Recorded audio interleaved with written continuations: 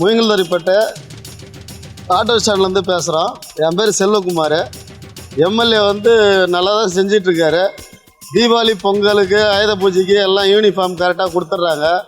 அவங்க கொரோனா காலகட்ட டைம்லேருந்து அரிசி, பருப்பு என்னென்ன சலுகை செய்யணுமோ அனைத்தையும் எங்களுக்கு செஞ்சுக்கிட்டு தான் இருக்கார்.